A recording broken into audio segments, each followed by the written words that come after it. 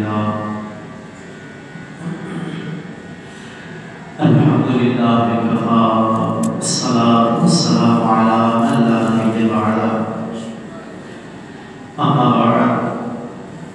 فأعوذ بالله من الشيطان الرجيم بسم الله الرحمن الرحيم قال الله تبارك وتعالى في القرآن المجيد والقرآن الحميد يا أيها الذين آمنوا قوا أنفسكم وأهليكم نارا وقودها الناس والحجارة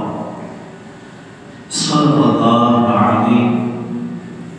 وقال النبي صلى الله عليه وسلم قال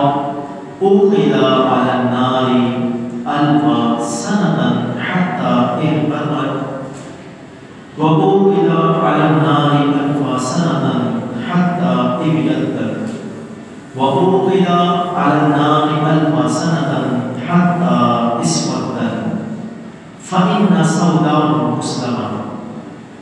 أو كما قال عليه السلام. ایک مرتبہ محمد رضا کے ساتھ درود پاک پڑھی کہ اللہم صلی علی سیدنا ومولانا محمد معدن الجود والکرم وعلى آلہ واصحابہ وبارک وسلم. مولانا صل وسلم دائما ابدا على حبیبک خیر خلق كلهم هو الحبیب الذي ترجى شفاعته لكل هول من الأهوال المقتربين. يا رب بالمصطفى بلغ مقاصدنا واغفر لنا ما مضى يا واسع الكرم. يا صاحب الجمال ويا سيد البشر من وجهك المنير لقد نبر القمر لا يمكن الثناء كما كان حقه بعد سوداء زهد استغنسر. يا رسول الله انظر حالنا يا حبيب الله اسمع قالنا إنني في بحر هم وغرق قضيتنا سهل لنا أشكالنا فسهل يا إلهي كل صعب بحرمة سيد الأبرار صاحب.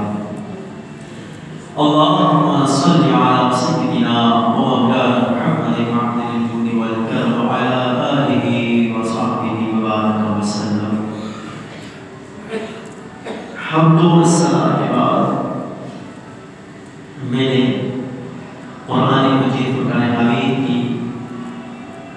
آیت مقدسہ آپ کے سامنے تلاوت فرمائی اور آج جس موضوع کو لے کر میں آپ کی خدمت میں حاضر ہوا اس موضوع کا نام ہے فکر آخرت اور جہنم کے خطرات. جہنم کس چیز کا نام ہے؟ جہنم ہے کیا؟ سب سے پہلے اللہ رب العزت نے یہاں یہ تنبیہ فرمائی، خبردار کیا اور ایمان والوں سے خطاب فرمایا یا ایھا الذین آمنوا، کیونکہ جہنم خالصتاً بنائی گئی ہے کفار کے لیے اور مشرکین یہود و نصارہ جو مرتد ہیں، جو اسلام کے مخالف ہیں، جو اللہ رسول سے بغاوت کرنے والے ہیں، جہنم انہی لوگوں کے لیے. تو اللہ نے جہنم کو بنایا کفار کے لیے اور لیکن اللہ نے یہاں یہ خطاب فرمایا کہ ایمان والوں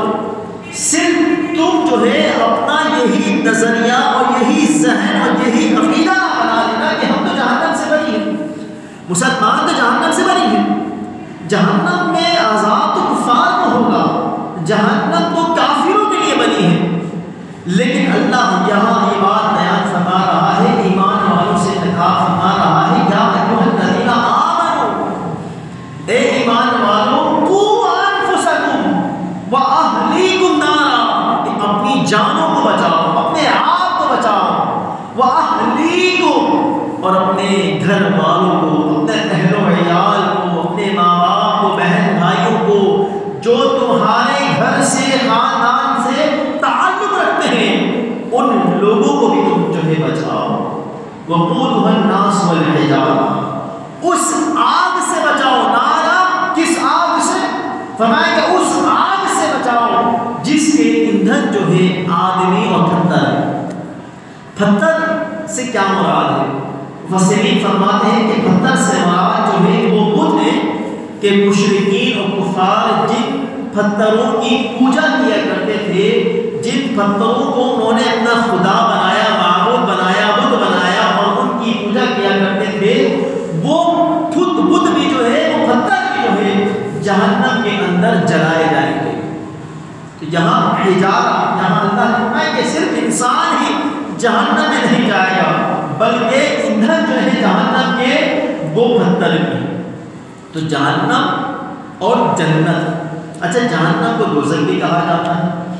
نار بھی کہا جاتا ہے، اس کا ایک نام جہنم بھی ہے، اس کا ایک نام مصیر بھی ہے، ایک نام اس کا جحیم بھی ہے، مختلف اسماء۔ تو یہاں ایک نام سعیر بھی ہے۔ تو اللہ رب العزت نے جنت کو بھی پیدا فرمایا اور جہنم کو بھی۔ سرکار دو عالم صلی اللہ علیہ وسلم فرماتے ہیں، بخاری شریف کی حدیث پاک ہے، جس کے دل میں رائے کے دانے کے برابر بھی ایمان وہ جنتی ہے، قطعی طور پر وہ جنتی ہے جس کے دل میں رائے کے دانے کے برابر بھی ایمان۔ من قال لا الہ الا اللہ فقد دخل الجنہ،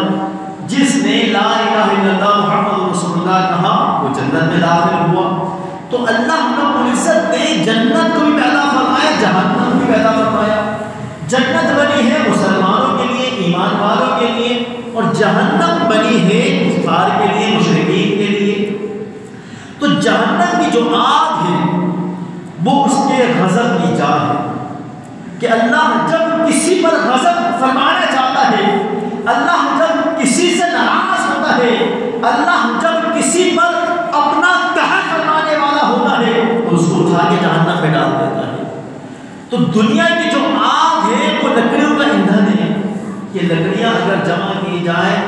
اور اگر کوئی دنیا کی آگ دیکھنا چاہتا ہے تو لکڑیاں جمع کر کے آگ لگا دے، یہ دنیا کی آگ ہے۔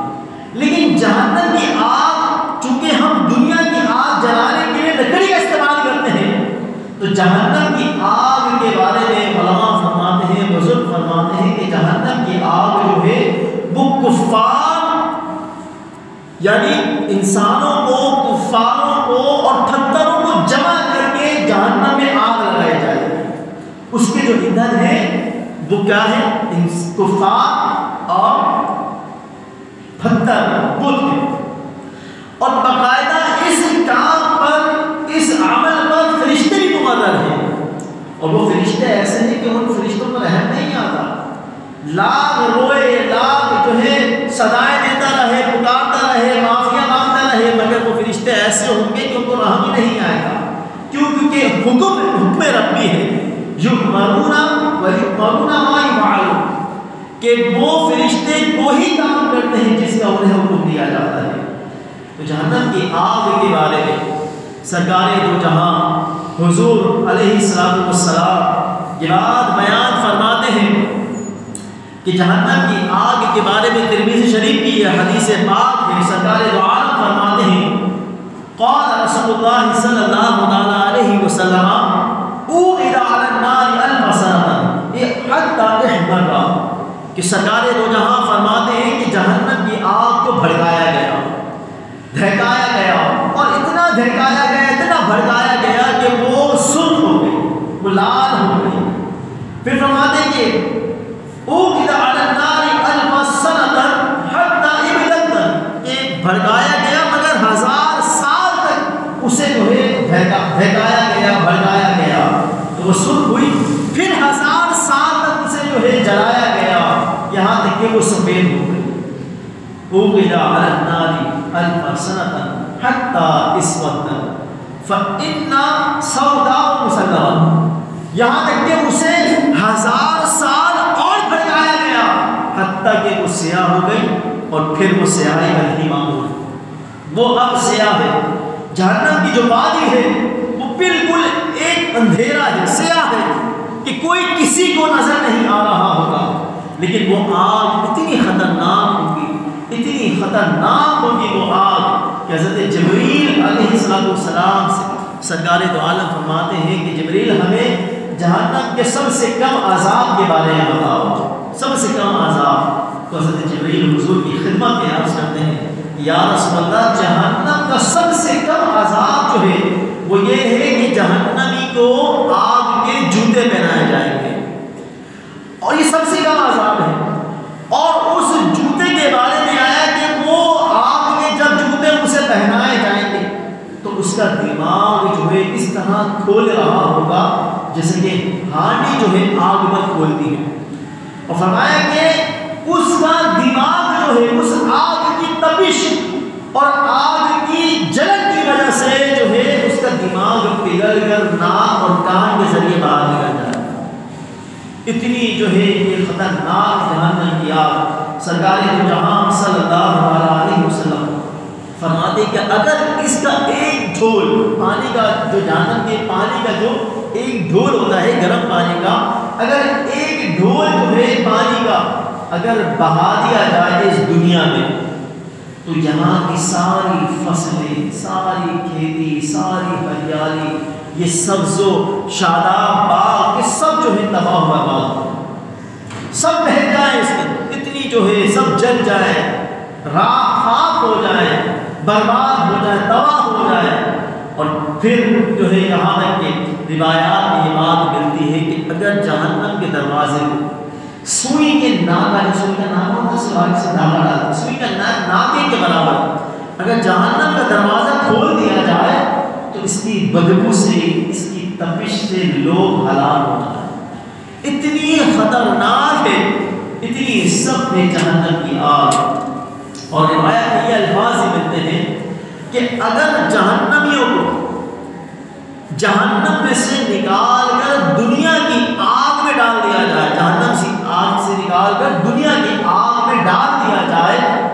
تو لوگوں کو نیند آ جائے، لوگ سو جائیں، اتنی شدید ہے جہنم کی آگ۔ اب دیکھیں دنیا کی آگ کہ ایک جو ہے مطلب کہ شخص نے یہ دیکھا کہ مطلب کہ اس کے بارے میں یہ ملتا ہے، یہ جو ہے محاورہ بیان کرنے، مقولہ کہنے، حکایت کہنے سے کہ جلتے چراغ میں ایک شخص نے اپنا ہاتھ ڈالا، انگلی ڈالنا چاہیے تو فوراً جب اس کی آگ کی تپش اس کے پاس پہنچی تو فوراً اس نے ہٹا لیا اور اس سے وہ سہا نہیں گیا۔ لیکن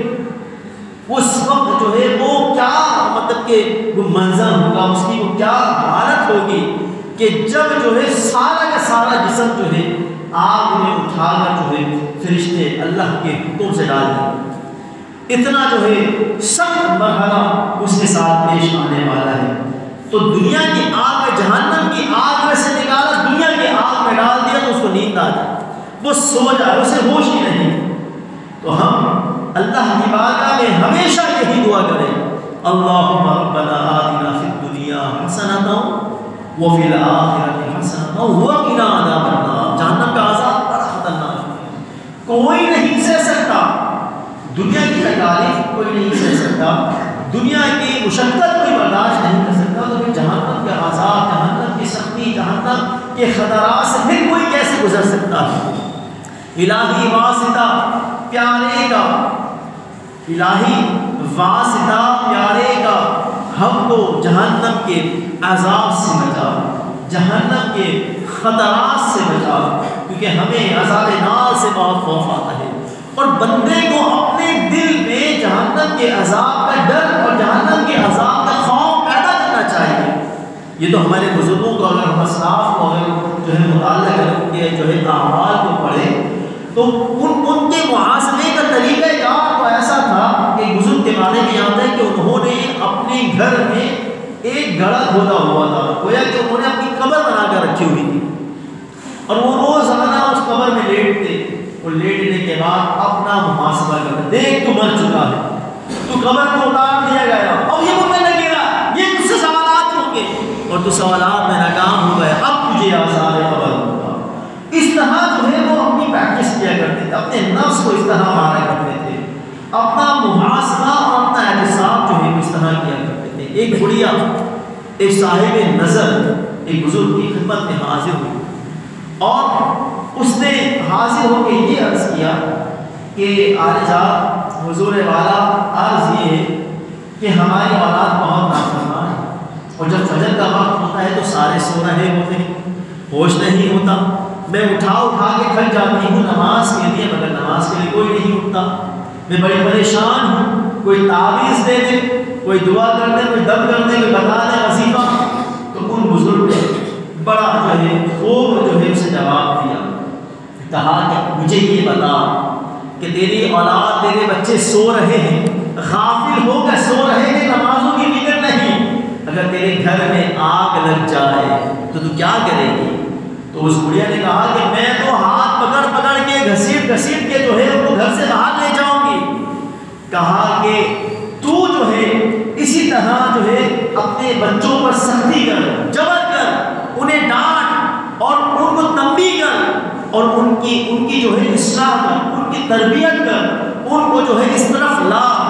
تو اس طرح جو ہے ان بزرگ نصیحت فرمائی۔ اور یہاں سے یہ بات اس سیکھنے کو ملتی ہے کہ ماں باپ کو اپنی اولاد سے کسی حال میں کسی صورت میں غافل نہیں ہونا چاہیے۔ یہ نہیں کہ بس بات جو ہے ماں باپ بس خود نماز میں لگے ہوئے ہیں، خود نیک پارسا بنے ہوئے ہیں، اولاد کو ان کے اپنے حال پر چھوڑا ہوا ہے، کوئی فکر نہیں۔ اولاد کی تربیت کیسے کریں، اولاد کی اصلاح کیسے کرنی ہے، اولاد کو یہاں تک کہ حدیث پاک میں ہمیں یہ الفاظ ملتے ہیں، سرکار دو جہاں صلی اللہ علیہ وسلم فرماتے ہیں کہ جب بچہ 7 سال کا ہو جائے، نماز کا حکم تو 10 سال کا ہو جائے، مار کے جو ہے اسے کہو کہ اسے مارو، اسے ڈانٹ ڈپٹ کرو اور کہو کہ نماز پڑھو۔ تو ماں باپ کو بھی اپنی اولاد کی اصلاح کی طرف جو ہے توجہ دینی چاہیے، وقت دینا چاہیے، ان کی تربیت کے لیے کوششیں کرنا چاہیے، کیونکہ اللہ رب العزت نے یہاں یہ بات بیان فرمائی کہ اپنے آپ کو بھی اور اپنے گھر والوں کو بھی اس آگ سے بچاؤ جس کے ایندھن جو ہے آدمی، لوگ اور پتھر ہے۔ حدیث پاک میں جب سرکار دو عالم صلی اللہ علیہ وسلم نے یہ حکم دیا کہ خود بھی جو ہے جہنم کی آگ سے بچو، محفوظ رہو، اور دوسروں کو بھی، اپنے گھر والوں کو بھی بچاؤ۔ تو اب جب صحابہ کرام نے یہ سنا تو صحابہ کرام نے سرکار دو جہاں صلی اللہ علیہ وسلم سے سوال کیا کہ یا رسول اللہ، خود جو ہے بچنا تو سمجھ میں آتا ہے لیکن دوسروں کو کیسے بچائے؟ کہا کہ واعظ و نصیحت کی جائے، انہیں جو ہے نیک کام کی طرف ترغیب دلائی جائے، اگر خود نماز پڑھ رہے ہو تو انہیں بھی نماز کا کہا جائے۔ اب تمہارے ہاں گھر والے ہو یا پھر تمہارے دوست احباب ہو، کوئی بھی، تو یا شیخ اپنی دیکھ کے ماں کہاں زندگی نہیں گزارنا چاہیے، بلکہ اپنے بھائی کی بھی، اپنی بہن کی بھی، اپنی ماں کی بھی، اپنے باپ کی بھی، بیوی بچوں کی بھی، دوستوں کی بھی، ہر وہ شخص جس سے آپ محبت کرتے ہو اس کی فکر بھی آپ کے دل میں ہونا چاہیے، کہ ایسا نہ ہو کہ میں تو نیک اعمال کرتا رہوں، میں تو حاجی ثناء اللہ بن جاؤں، میں متقی پرہیزگار بن جاؤں، جناب میری جو ہے بڑے سجدے ہوں، میری پیشانی پر جو ہے سجدوں کا نشان آ جائے،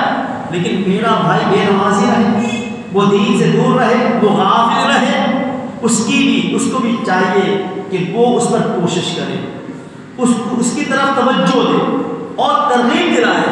اب دیکھیں نا، اگر ہم اپنی اولاد ہی اگر لے لیں کہ اگر بچے کی جو ہے کام کی چھٹی ہو جائے، نوکری کی چھٹی ہو جائے، جاب کی فکر ہوگی، بڑا اٹھو کام پہ جانا نہیں ہے، ناشتہ بھی تیار ہے، اٹھ جاؤ، چلو تیاری کرو، چلو اسکول کا ٹائم ہو گیا، کالج کا ٹائم ہو گیا، چلو جلدی کرو، دیر ہو جائے گی۔ لیکن نماز کا وقت آ کر چلا جاتا ہے، ماں باپ کے کان میں جو ہے کان تک جو نہیں رکھتی، کوئی فکر ہی نہیں ہوتی، کوئی احساس ہی نہیں ہوتا۔ نیک اعمال اگر جو ہے مطلب کہ اولاد جو ہے وہ گناہ پر گناہ کر رہی ہے، ماں باپ کے سامنے گالا گلوچ کر رہی ہے، بدتمیزی کر رہی ہے، فلمیں ڈرامے دیکھنے میں مصروف ہے، ناچ گانا ناچ، ماں باپ کو بڑی جو ہے بڑا فخر ہوتا ہے کہ میرا بچہ کتنا اچھا ڈانس کرتا ہے، میرے بچوں کو تو ایک سے گالیاں آتی، وہ اس نے PhD کری ہے گالیوں کے اندر، تو ماسٹرز کیا ہوا، میرے بچے کو تو جانتے بڑا ذہین ہے، بڑا شاطر ہے، لیکن دین کے بارے میں کیا آتا ہے؟ 6 کلمے بھی صحیح طرح نہیں آتا کیا ہے؟ دین سے بالکل دور جو ہے رکھا ہوا ہے، ماں باپ کی بالکل توجہ نہیں ہوتی کہ ہم اپنے بچوں کو عالم بنائیں، ہم اپنے بچوں کو حافظ قرآن بنائیں، ہم اپنے بچے کو دینی درسگاہ میں لگائیں، نیک بنائیں، ہم اپنے بچے کی اصلاح کریں۔ اگر ہمارا بچہ جو ہے ہمارے سامنے خلاف شرع میں کام کر رہا ہے، اس نے نماز نہیں پڑھی، اگر روزے مرض سے اس نے روزہ نہیں رکھا تو اسے تنبیہ کی جائے، خبردار کیا جائے ایسا نہ ہو کہ پھر جو ہے کیونکہ مرنے کے بعد منہ رب کو دکھانا ہے،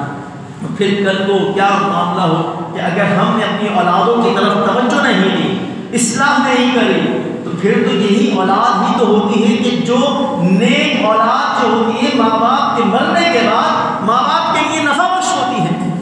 سرکار دو عالم کیا فرماتے ہیں کہ انسان مر جاتا ہے، اس کے اعمال کا سلسلہ ختم ہو جاتا ہے، وَيَدْعُو لَهُ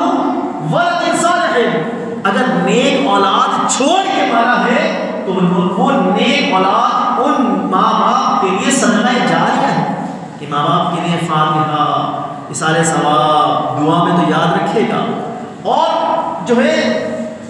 مطلب کہ یہی نیک اولاد اس کو کام آنے والی ہے۔ لیکن ماں باپ نے توجہ دی بچے کو، ماسٹرز کرانا ہے، گریجویٹ بنانا ہے، بچے کو توجہ دی، فل فوکس کیا بچے کو، اعلیٰ سے اعلیٰ تعلیم دلوانی ہے، لاکھوں روپیہ خرچ کر دیا، لیکن باپ کا جنازہ سامنے رکھا ہے، اس بچے نے حالانکہ حق جو ہے اس کے سرپرست کا جو گھر کا بڑا ہے اس کا، اس کی اولاد میں سے اس کا حق ہے، لیکن اس بچے کے اندر بھی اتنی جو ہے ایبلٹی قابلیت نہیں ہوتی کہ وہ باپ کو غسل دے سکے، باپ کا جنازہ پڑھا سکے۔ وہ تو کہتا اٹھاؤ اٹھاؤ اٹھاؤ، لے جاؤ، جاؤ جلدی سے جا کے دفناؤ۔ اس طرح یہ توجہ نہ دینے کی نحوست ہے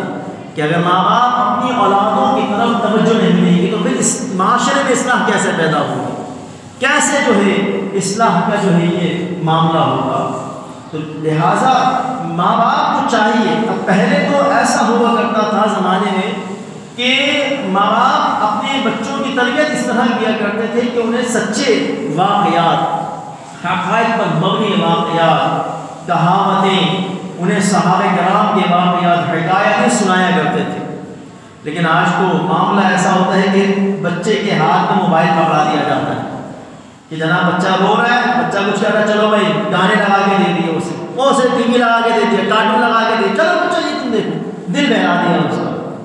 لیکن ہم کس جو ہے رو پر، کس لائن پر جو ہے ہم جا رہے ہیں، ہمیں جو ہے اس کے بارے میں ضرور غور و فکر کرنا ہوگا۔ تو ہمیں خود بھی مؤثر بننا ہوگا تاکہ ہم خود مؤثر بنیں، خود باعمل بنیں، با کردار بنیں۔ اب باپ نماز نہ پڑھے، ماں نماز نہ پڑھے اور بیٹے کو کہتے رہے کہ بیٹا نماز پڑھا کرو، تو بیٹا کیسے نماز پڑھے گا؟ بیٹا ابا پہلے خود تو پڑھنا نماز۔ ابا کو کہے گا ابا پہلے خود تو روزہ رکھ لو، دن بھر 5 چباتے رہتے ہو، گٹکا کھاتے رہتے ہو، تو خود تو پہلے نیک بن جاؤ۔ تو اسی وجہ سے سرکار دو عالم صلی اللہ تعالیٰ علیہ وسلم کی عادت کریمہ تھی کہ سرکار دو جہاں صلی اللہ علیہ وسلم سنتوں کا، ان نوافل کا اہتمام گھر میں کیا کرتے تھے۔ کیوں؟ کیونکہ اس سے اثر مرتب ہوتا ہے، اثر پڑتا ہے۔ جب نمازیں گھر میں ہوں گی، نوافل اور سنتوں کی بات کروں، ایسا نہیں فرائض مسجد میں، لیکن سنتیں اور نوافل گھر میں پڑھنے کی برکت یہ ہوتی ہے کہ اولاد جب دیکھتی ہے تو وہ کہتے ہیں خربوزے کو دیکھ کے خربوزہ رنگ پکڑتا ہے، کہتے ہیں نا۔ تو اس طرح جو ہے کیا کہ اس میں ایک اثر پیدا ہوگا اور وہ بھی اس کے اندر بھی ذوق پیدا ہوگا، شوق پیدا ہوگا، اس طرح جو ہے مطلب کہ اس کی اصلاح کا ذریعہ بنے گا۔ تو طریقہ کار ہوتا ہے اس کو جو ہے مطلب کہ باشعور، میں ایسے بچوں کی بات نہیں کر رہا کہ جو بالکل جو ہے مطلب کہ جن کو جو ہے استنجے کا بھی جو ہے شعور نہیں ہوتا، چھوٹے بچے ہوتے ہیں، حالانکہ حدیث میں تو منع ہے کہ ایسے ناسمجھ بچے، کیونکہ بچے دو طرح کے ہوتے ہیں، ایک سمجھدار ہوتا ہے، ممیز ہوتا ہے، اور ایک ناسمجھ ہوتا ہے۔ تو ناسمجھ جو بچے ہوتے ہیں ان کو مسجد میں آنے سے منع ہے کہ وہ مسجد میں نہ لایا جائے۔ پاگلوں سے مسجدوں کو بچاؤ اور ناسمجھ جو بچے ہیں غیر بالغ، ان سے جو ہے مسجدوں کو محفوظ رکھو، کیونکہ مسجد میں بھی معاملہ، ماحول جو ہے مسجد کا خراب ہوتا ہے۔ تو اگر ہم جو ہے خود بھی مؤثر بنیں، توجہ دیں، اپنی اولادوں کو ایسا نہ چھوڑیں اور اپنی ہم خود بھی فکر رکھیں، ہم اپنے اولادوں کو بھی فکر رکھیں، تو یقیناً معاشرے میں ایک نیا جو ہے پھر معاشرے میں ایک رنگ جو ہے ابھرتا ہے، ایک الگ ہی کیفیت جو ہے بنتی ہے، معاشرے کی اصلاح اسی جو ہے بنا پر ہو سکتی ہے۔ تو ماں باپ کو اپنی اولاد کی تربیت کی طرف فوکس کرنا چاہیے، اور اگر اولاد نیک ہے، صالح ہے، تو اس نیک اور صالح اولاد کو بھی ماں باپ کو نیک راہ کی طرف جو ہے لانا چاہیے۔ ہم نے اگر دیکھا جائے تو ہم نے رب عز و جل کے جو احکامات ہیں ان کو چھوڑ دیا، رب کے حکموں سے ہم نے منہ کو اعراض کر لیا، پھیر لیا، خواہشات کے مطابق ہم اپنی زندگی گزارتے رہے، آنکھیں بے حیائی میں لگی رہی، سوچیں آوارگی میں گم رہی، زبان جھوٹ ہی بکتی رہی، کان نغمے اور گانے سنتے رہے، ظلم و جبر کا بازار گرم رہا، عزتیں اور عصمتیں پامال کرتا رہا، لوگوں کا مال کھاتا رہا، لوٹتا رہا، حق لوگوں کا غصب جو ہے کرتا رہا، حق چھینتا رہا، کلیجے اور دل لوگوں کے زخمی کرتا رہا، لوگوں کے جذبات سے کھیلتا رہا، اور پرواہ ہی نہیں، اس نے کوئی فکر آخرت بھی نہیں کہ میں یہ جو کام کرنے جا رہا ہوں اس کا مجھے کیا بدل ملے گا،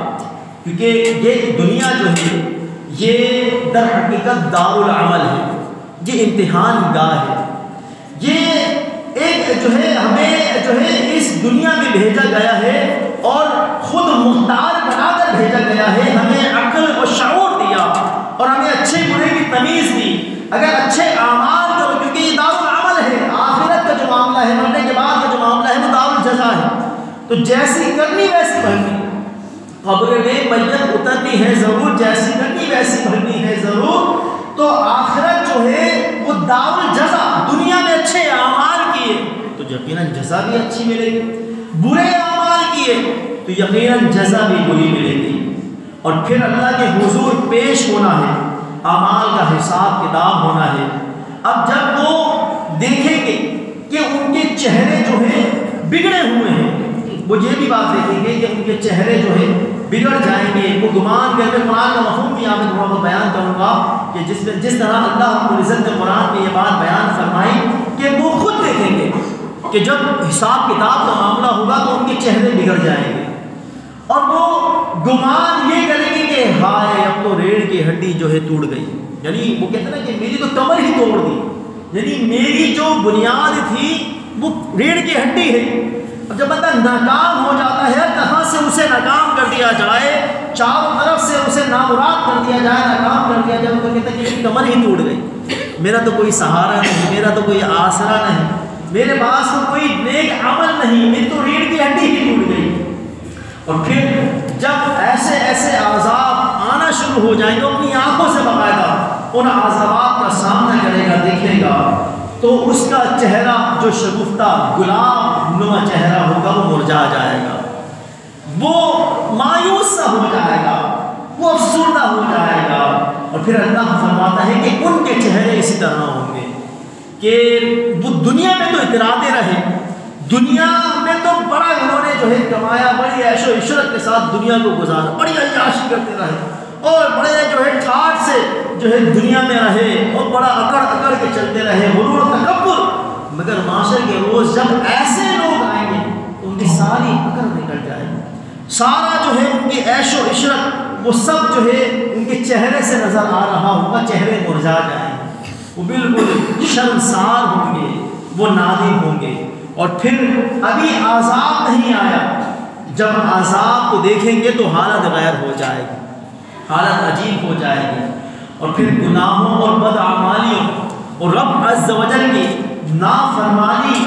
کے سبب جب عذاب کی بھٹیوں میں وہ ڈالے جائیں گے تو اس وقت انہیں کتنا افسوس ہوگا، ندامت ہی ندامت ہوگی، شرمندگی ہی شرمندگی ہوگی۔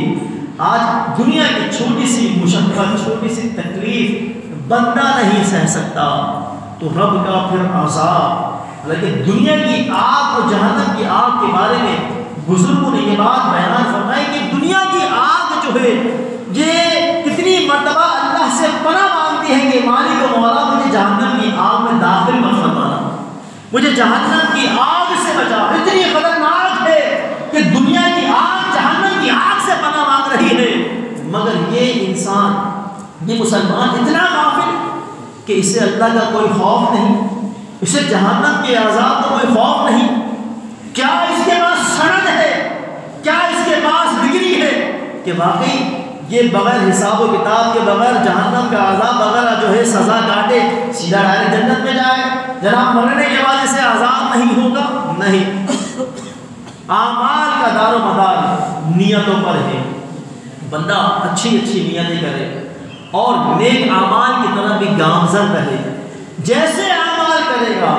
ویسے ہی اسے جو ہے مطلب کہ اسے صلہ، اسے اچھا صلہ اور برا صلہ، سزا و جزا کا معاملہ وہ اعمال حسنہ اور اعمال بد ہے۔ تو میں نے جیسا کہ آپ کے سامنے یہ بات بیان فرمائی کہ جہنم میں سب سے ہلکا جو عذاب ہے وہ آگ کے جوتے پہنا دینا، یہ سب سے ہلکا عذاب۔ پھر اس کے علاوہ اور بھی تو جہنم کے جو طبقات ہیں وہ 7 طبقات ہیں، اور جو پہلا جو طبقہ جو بیان کیا گیا، سب سے پہلا جو طبقہ ہوگا اس میں جو زانی، شرابی، سود خور، چور، ڈاکو، لٹیرے، بے نمازی، روزہ نہ رکھنے والے، زکوٰۃ نہ دینے والے، ہر ایسے افراد، ایسے لوگ جو زندگی بھر اللہ کی نافرمانیوں میں جو ہے مطلب کہ مصروف رہے، غفلت میں زندگی گزارتے رہے، انہیں کوئی ہوش نہیں، کوئی فکر آخرت نہیں، کوئی جہنم کا انہیں جو ہے عذاب کا کوئی ڈر، کوئی خوف نہیں، تو ایسے لوگ اگر شفاعت سے محروم رہے، شفاعت مصطفیٰ سے محروم رہے، یا ایسے لوگ اللہ سے بخشش مانگنے سے محروم رہے اور اسی حالت میں مر گئے، تو یقیناً ایسے لوگوں کا ٹھکانہ جہنم ہے۔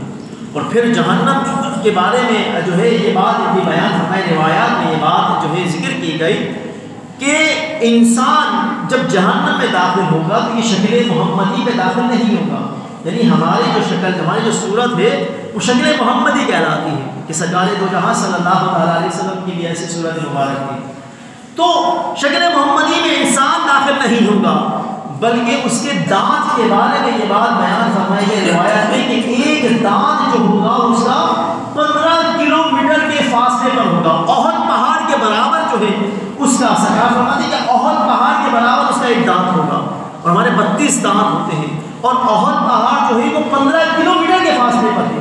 تو پھر کس طرح، پھر اسی طرح اس کا چہرہ اتنا، اور اس کی کھال کے بارے میں آئے کہ 70 گز جو ہے اس کی کھال میں اضافہ کر دیا جائے، اس کی کھال کو 70 گز جو ہے بڑھا دیا جائے گا، تاکہ وہ عذاب جو ہے مزید اسے دیا جاتا رہے، وہ تکلیفیں برداشت کرتا رہے، تکلیفیں بہ تکلیفیں، اور جب جہنم میں ڈالا جائے گا کھال جل کے راکھ ہو جائے گی، تو پھر دوبارہ اس کے جسم پہ وہی کھال چڑھ جائے گی، پھر جل جائے گا، راکھ ہو جائے گا، پھر دوبارہ وہ کھال، اور وہ تکلیفیں زیادہ رہے گا، وہ محسوس کرے گا، اور یہاں تک کہ اسے پیاس کی شدت، اتنی سخت جو ہے پیاس کی شدت جو ہے اسے لگے گی کہ وہ کہے گا ہائے افسوس، ہائے افسوس، ہائے افسوس، مجھے پیاس لگی ہے، مجھے پانی دے دو، پانی دے دو، پانی مانگے، 70 سال تک کوئی اس کی پکار نہیں سنے گا۔ پھر داراللہ مالک جو جہنم کے دروازے، جو جہنم پر، جہنم کے عذابات پر جو فرشتہ مقرر ہے داراللہ مالک، وہ فوراً چیخ مارے گا، کیا تکلیف ہے تجھے، کیا چاہیے تجھے؟ وہ کہے گا پانی دو مجھے، پانی چاہیے، کہے گا اچھا تجھے پانی چاہیے، تو اسے کوکا کولا یا پیپسی یا منرل واٹر جو ہے پیش نہیں کیا جائے گا، بلکہ اس پانی کے بارے میں سرکار دو جہاں فرماتے ہیں کہ مائع حمیم، کھولتا ہوا پانی جو ہے اسے دیا جائے گا، اور اس کی بھاپ سے، اس کے دھوئیں سے جب اس کو وہ پانی اس کے ہاتھ میں دیا جائے گا تو وہ پانی کی تپش اور اس پانی کی جو ہے چلچاہٹ اتنی جو ہے خطرناک ہوگی، اس کے جو ہے دھوئیں سے، اس کی بھاپ سے،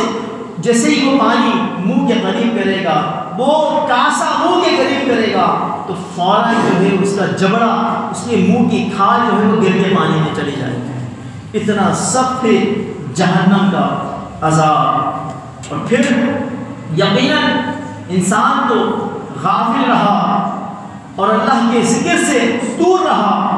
وہ غفلت میں اپنی زندگی گزارتا رہا، صدائیں آتی رہی حی علی الصلاۃ، حی علی الفلاح کی، مگر اس نے پرواہ نہ کی، اپنی پیشانیوں کو اس نے سجدوں سے مزین نہیں کیا، سوچوں کو پاکیزگی جو ہے میسر نہیں آئی، اور اس نے جوانی کو، اپنی زندگی کو اسی طرح برباد کر دیا۔ قیمتی ترین لمحات، جس مقصد کے لیے اللہ نے اسے دنیا میں بھیجا، اس مقصد کو فوت کر دیا۔ بس صبح کو اٹھتا، کام پہ چل دیتا، واپسی آتا ہمارا گھڑی میں، دوستوں یاروں میں ادھر ادھر بیٹھ کے وقت کو برباد کر دیتا، مگر آوازیں آتی رہیں بھلائی کی طرف آ جاؤ، نجات کی طرف آ جاؤ، نیک بن جاؤ، نمازی بن جاؤ، نماز پڑھو قبل اس کے کہ تمہاری نماز پڑھی جائے. اسے دعوت حق دی جاتی رہی مگر وہ اسے قبول کرنے سے انکار کرتا رہا. وہ بالکل غافل رہا. وہ رب کی نافرمانیوں میں اپنی زندگی کو گزارتا رہا. وہ شیطان کے نقش قدم پر چلتا رہا. وسوسوں کا شکار رہا. غافل رہا. غفلت میں زندگی گزارتا رہا کہ کر لیں گے, پڑھ لیں گے نماز, ابھی زندگی بہت بڑی ہے. لیکن کیا یہ معاملہ جو ہے اس طرح جو ہے آیا کہ اچانک جو ہے سامنے موت کا وہ شکار ہو جاتا ہے اور اسے بیمار سمجھ کے, اسے جو ہے مریض سمجھ کے لوگ ڈاکٹر کے پاس لے جاتے ہیں. اور پھر جب ڈاکٹر کوششیں کرتا ہے اسے بچانے کی, بڑا جو ہے مطلب بڑے اسٹرگل کرتا ہے, کوششیں کرتا ہے, لیکن بالآخر ڈاکٹر بھی اسے لا علاج قرار دے دیتا ہے. اور پھر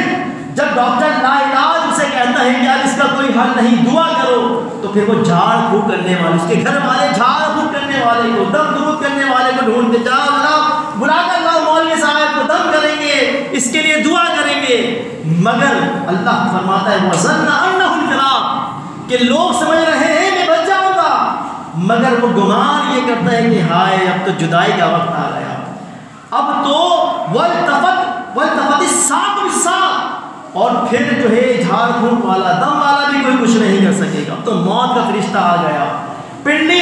پر چڑھنے والی ہے. اسی وجہ سے جب موت آتی ہے تو جھٹکا لگتا ہے پیروں پہ زور, تو پنڈلیاں ایک دوسرے پر جو ہے چڑھنا شروع ہو جاتی ہیں. اسی وجہ سے اس کے پیروں کو باندھ دیا جاتا ہے اور وہ گمان کر بیٹھتا ہے کہ اب تو جو ہے مجھے موت آنے والی ہے, موت نظر آ رہی ہوتی ہے. اور پھر یہی ہوتا ہے کہ موت جو ہے کلا اذا بلغت التراق, اور پھر معاملہ جو ہے اتنا کٹن آتا ہے کہ موت جو ہوتی ہے وہ اس کے گلے میں آ کے اٹک جاتی ہے, سانس گلے میں آ کے اٹک جاتی ہے, اور پھر اسی وقت جو ہے اس کی آنکھیں کھلتی ہیں. لہٰذا اس وقت آنکھیں کھلنے کا کوئی فائدہ نہیں ہے, لہٰذا ابھی اپنی آنکھیں کھول لو اور غفلت بھری زندگی گزارنے سے توبہ کر لو. اللہ کی بارگاہ میں توبہ کرتے رہیں, نمازوں کا اہتمام کریں, اس کو راضی کرنے والے کام کریں, اور جن کاموں میں اس کی ناراضگی ہے ان کاموں سے دور رہیں. ہمیشہ جہنم کے عذاب سے اللہ کی پناہ مانگتے رہیں, اور ہمیشہ یہ دعا کریں کہ مولا ایمان پر خاتمہ نصیب فرما